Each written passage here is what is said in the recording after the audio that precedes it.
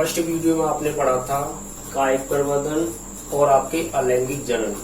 इस second video में जो आप पढ़ोगे वो पढ़ोगे आप कृत्रिम कायिक प्रवर्धन।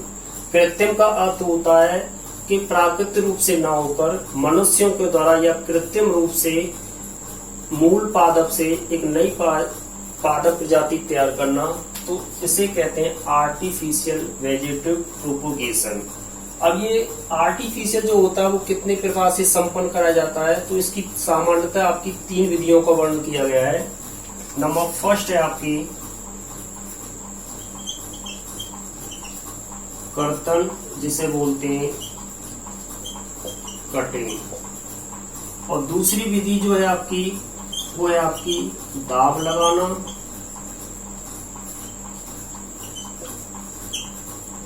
इसे बोलते हैं लेयरिंग, और तीसरी विधि जो आपकी है वो कहलाती है आपकी रोपण, जिसे बोलते हैं ग्राफ्टिंग। ये 3 विधि होती है जो आपकी आर्टिफिशियल या कृत्रिम के अंतर्गत आती हैं, जो मनुष्यों के द्वारा या मानव के द्वारा कृत्रिम रूप से नए पादप की प्रजाति तैयार की जाती है। ये जो पादप की जो प्रजाति तैयार की जाती है वो आर्थिक रूप से काफी महत्वपूर्ण होती है। तो इन तीनों विधियों का आप अध्ययन करेंगे, कर्तन, दाब और रोपण। पहली जो आप लीजिए विधि वो है आपकी कर्तन, जो कटिंग कहलाती है।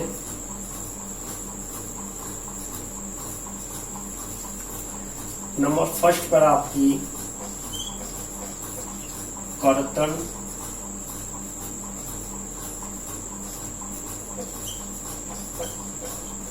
कटिंग। अब कर्तन क्या है? कर्तन के अंतर्गत आप 2 विधियों का अध्ययन करेंगे। पहली जो विधि, पहला जो है आपका वो आपका स्तंभ कर्तन, इसे कहते हैं तना कटिंग या रूट कटिंग। स्तंभ कर्तन। और नंबर सेकंड है आपकी मूल कर्तन। अब कर्तन का अर्थ होता है, या कर्तन का अर्थ होता है कटिंग।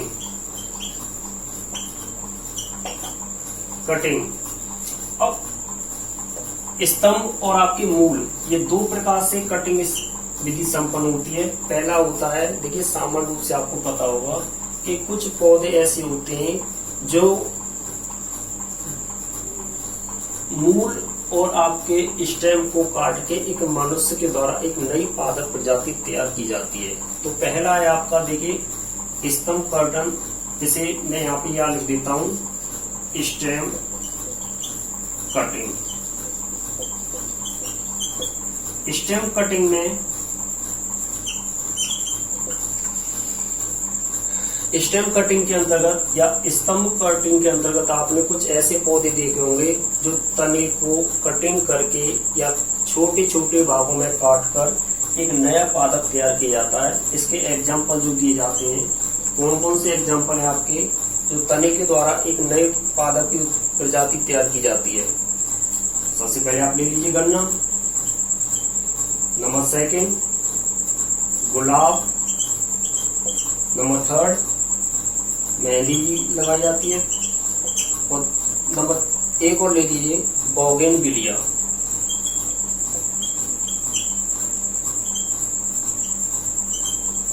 बोगेनविलिया, इनके तने को काट के मृदा में रोपण करने पर, मृदा में लगाने पर एक नए पादप की उत्पत्ति होती है, जो मनुष्य के द्वारा तैयार की जाती है, जो कायिक प्रवर्धन के अंतर्गत आती है। दूसरी विधि आप जो लेंगे इसमें कर्तन के अंतर्गत, वो आपकी मूल कर्तन, जिसे बोलते हैं, मूल को बोलते हैं रूट्स। अब रूट कटिंग के अंतर्गत रूट कटिंग। अब रूट कटिंग के अंतर्गत ये होता है कि किसी भी पादप की मूल या जड़ को छोटे छोटे भागों में काटकर उससे एक नए पादप को विकसित करना, ये आपके मूल कटिंग के अंतर्गत या मूल कर्तन के अंतर्गत आता है। तो इसके अंतर्गत जो आने वाली जो एग्जाम्पल है आपके सामान्य लिए जाते हैं, आपके नींबू, आपके अमरूद, इसके बाद सेब व चेरी।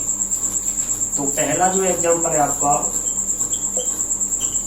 नींबू, दूसरा आपका सेब,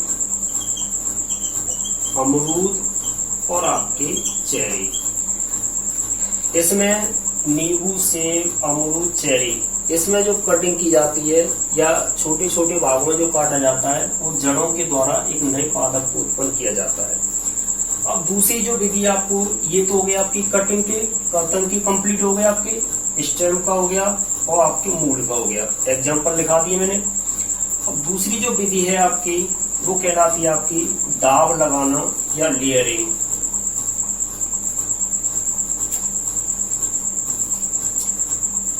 नंबर सेकंड, दाब लगाना, जिसे बोलते हैं लेयरिंग। दाब लगाना लेयरिंग के अंतर्गत ये होता है कि किसी भी पादप से दाब विधि के द्वारा नए पादप को विकसित करना, ये दो विधियों के द्वारा संपन्न होता है। पहली जो विधि है आपकी, पहली आपकी टीला दाब विधि,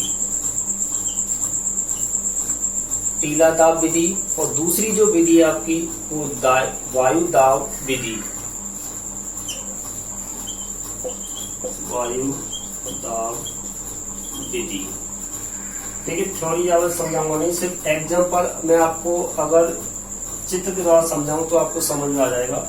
देखिए टीला दाब विधि में क्या होता है कि किसी भी पौधे को अगर उसकी शाखा अत्यधिक लंबी होकर जैसी भूमि को टच करती है या मृदा के सरफेस को टच करती है, उसकी पर्व संधियों से अपस्थानिक जड़ और आपके प्रारोह तंत्र विकसित हो जाता है और उसे मिट्टी समेत निकालने पर, उसे अन्य जगह पर स्थापित करने पर एक नया पौधा बनता है। वो कैसे? जैसे मान लीजिए ये जमीन का कोई सरफेस है, सतह है, इस पौधे की ये शाखाएं, ये शाखा इस प्रकार से चलती है। अगर कोई भी शाखा अत्यधिक वृद्धि करके जैसी भूमि को टच करती है, भूमि या मतलब जमीन को टच करती है, तो यहाँ की इसमें उपस्थित आपकी पर्व संधियों से अपस्थानिक जड़ें विकसित होने लगती हैं। अपस्थानिक जड़ें विकसित होने लगे तो सीधी सी बात है प्रारोह तंत्र भी विकसित होगा, प्रारोह तंत्र विकसित हो जाता है तो एक मूल पादप से एक नवीन पादप की उत्पत्ति होती है। अब हम क्या करते हैं कि इससे मृदा समेत, इसको मृदा समेत आपके एक अन्य जगह पर प्रत्यारोपित कर देते हैं या लगा देते हैं और आपके टीला दाब विधि के अंतर्गत एक मूल पादप से नए पादप की उत्पत्ति हो जाती है। ये जो विधि जो संपन्न होती है टीला दाब विधि में, ये आपकी सामान्यतः जो पाई जाती है आपकी चमेली व मोगरा में। इसके जो एग्जाम्पल हैं आपके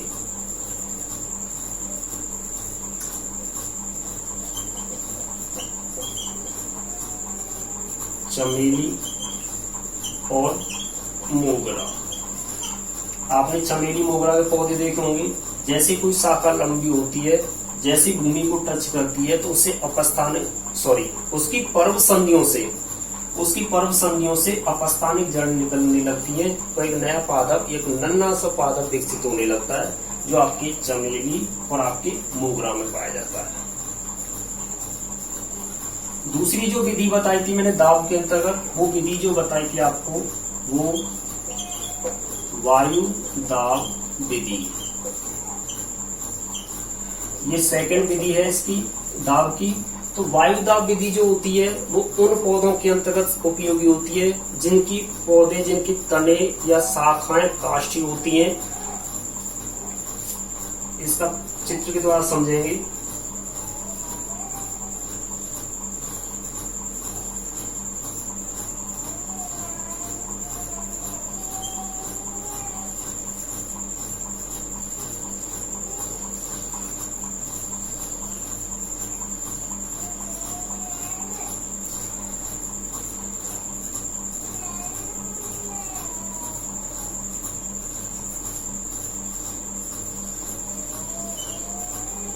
जैसे मान लीजिए ये कोई काष्ठी होता है तो इस पौधे से सबसे पहले आप इस शाखा से वायु में एक पात्र को लटका देते हैं जिसमें आपको जल भरा होता है।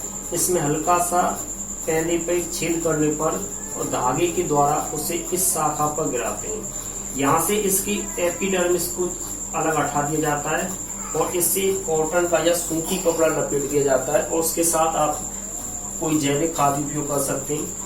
उसे सूती कपड़े से इस प्रकार से बांध दिया जाता है। जैसे जैसे इसमें जल गिरता है तो यहाँ से इसमें से अपस्थानिक जड़ें विकसित होती है। हवा में ही आपकी अपस्थानिक जड़ें उपस्थित हो जाती हैं। ये अपस्थानिक जड़ ऐसे विकसित होती है जैसे आपने अधिपादकों में देखा होगा। जैसे ये जड़ विकसित होती है, ये जो नन्ही जो शाखा होती है इसको कटिंग करके और नए पादप पर नई जगह पर प्रत्यारोपित कर देते हैं। ये कहलाती है आपकी वायु दाब विधि जो वायु में संपन्न होती है। तीसरी विधि जो है आपकी दाब हो गया, कर्तन हो गया। तीसरी जो विधि है आपकी वो कहलाती है रोपण या ग्राफ्टिंग।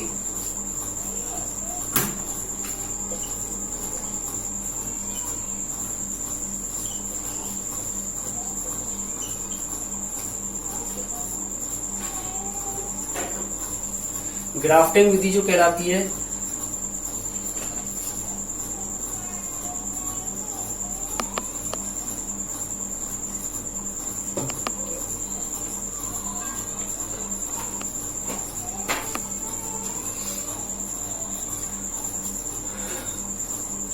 ग्राफ्टिंग का मतलब ये होता है चयनित दो उन्नत पादपों द्वारा दो पौधे चयन कर दीजिए आप। इसमें चयनित दो उन्नत पादपों द्वारा कर्तन या कटिंग के द्वारा एक नई प्रजाति तैयार की जाती है। देखिए यहाँ पे कर्तन आ गया, ये पहली वाली विधि नहीं है। इसमें ये होता है कि आप दो पौधे लीजिए, तो दो पौधे लेने पर दोनों को आप कटिंग करके या कर्तन करके दोनों को आपस में चिपका दिया जाता है और दोनों चिपकाने पर दोनों के लक्षण आ जाते हैं। ये आपकी हाइब्रिड प्रजाति जो तैयार की जाती है वो आपकी दोनों की लक्षण समाहित होती है। तो इसमें आपकी तैयार होती है। ये जो विधि है आपकी, ये कई विधियों के द्वारा संपन्न होती है। इसमें पहली जो विधि आपकी जिह्वारोपण, नंबर फर्स्ट जिह्वारोपण। जिह्वारोपण में आपको जो पौधा होता है, मान लीजिए ये एक नया पादप है, इसमें जिह्वारोपण में इसमें एक अन्य दूसरे पादप की एक नई कणिका को लेकर इसमें वी आकार का सेप बना दिया जाता है। जैसे मान लीजिए दो पौधे हैं, पहले पौधे में जो कटिंग करते हैं वो आपकी इस प्रकार की करते हैं और दूसरे में आपकी जो कटिंग की जाती है वो आपकी इस प्रकार की जाती है। इस प्रकार की करने पर इसे ऊपर से करिए आप इस प्रकार से। तो ये जो कटिंग होती है इसमें लगा के और काफी कस के या बैंडेज करके बांध दिया जाता है। वो आपके इस प्रकार से, ये इस प्रकार से लगा दिया जाएगा और इसे बैंडेज करके कॉटन से काफी कस के बांध दिया जाता है। इस प्रकार से बांधने पर इसमें से शर्त ये होती है कि अगर दोनों की कटिंग को आपस में किसी प्रकार से या टी शेप में काटे या वी शेप में काटे, लेकिन कस के बांध दिया जाना चाहिए। कस के क्यों बांधने चाहिए? क्योंकि इस पौधे की कैम्बियम और इस पौधे की कैम्बियम, दोनों ही कैम्बियम कस के एक दूसरे के संपर्क में जाती है और एक नया पादप बनता है। सामान्यतः आपने जो देखा होगा वो आपके अमरूद, आम इत्यादि में की जाती है, आम, अमरूद।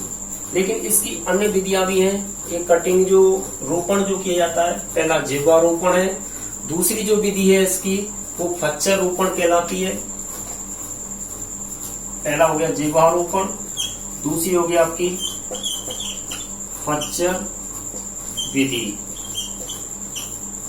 फच्चर विधि में भी 2 पौधे लिए जाते हैं। दोनों पौधों में आप इनकी जो पहला जो पौधा है और दूसरा जो चयनित पादप होता है उसमें इस प्रकार से, जैसे ये मूल पौधा है और एक नया पौधा, एक नई शाखा इस प्रकार से होती है, उसमें इस प्रकार से ली जाती है। इसमें आपके इस प्रकार से फंसा दिया जाता है। ये आप इसको इस प्रकार से लगाएंगे तो इस प्रकार से एक नई शाखा बन जाती है। तो ये शाखा आगे चल के एक नई शाखा में परिवर्तित हो जाती है। ये आपके आम, अमरूद, नींबू इत्यादि में की जाती है। तीसरी जो विधि है आपकी वो है आपकी मुकुट रोपण। मुकुट रोपण का अर्थ होता है कि जैसे मुकुट में आपके इस प्रकार से होती है, तो इस प्रकार से एक काष्ठीय पौधा होता है जो जिसका तना काफी मोटा होता है। इसमें जगह जगह आपका इस प्रकार से टी शेप में लगाई जाती है और यहाँ पर आपकी नन्ही कलिकाएं लगा दी जाती हैं इस प्रकार से। और जैसे मुकुट में अब चारों तरफ से होती हैं तो इसी प्रकार से नई शाखाएं लगाई जाती हैं और ये शाखाएं कुछ समय बाद या 8 या 7, 4 से लेके 8 सप्ताह बाद एक नए पादप को विकसित करती है। ये मुकुट रोपण होगी। और एक और जो विधि की जाती है वो कलिका रोपण।